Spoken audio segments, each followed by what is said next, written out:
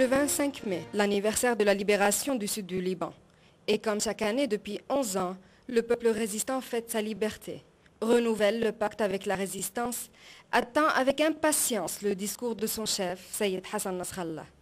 Très tôt le matin, le petit village de Nabichit qui se trouve dans la Beka se prépare pour recevoir ses invités. Ici, près du tombeau de l'ancien secrétaire général du Hezbollah, Sayyid Abbas el-Moussaoui, et sous le soleil chaleureux de la Beka, les fidèles se sont rassemblés.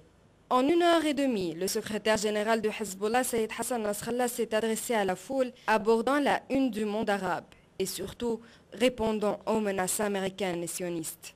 Nasrallah a rejeté les accusations américaines à l'encontre du Hezbollah, assurant que les terroristes sont les Américains et leurs alliés israéliens, qui commettent des crimes depuis des décennies à l'encontre des Palestiniens, Libanais et Irakiens, sans que rien ne puisse les contraindre. Néanmoins, les paroles de Nasrallah sur le manque d'informations du Premier ministre israélien Benjamin Netanyahou ont fait la surprise du discours, en déclarant que la résistance possède beaucoup plus que 12 000 roquettes, et promettant que personne ne sera en mesure de désarmer la résistance de ces missiles.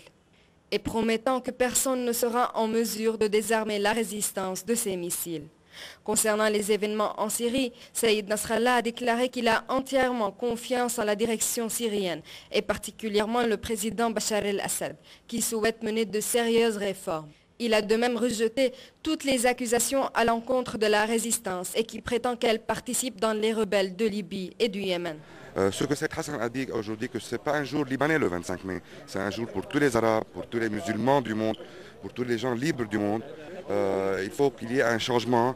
On a entendu parler un grand commentaire à propos du speech d'Obama et du speech de Netanyahou dans le Congrès américain.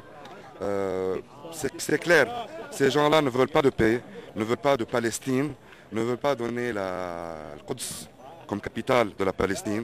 Et il faut que les Arabes se réveillent. Il ne faut pas donner confiance aux Américains et surtout les révoltes maintenant qui se passent en Égypte, en Tunisie. Il ne faut pas qu'ils aient confiance en Obama ou bien aux États-Unis d'Amérique.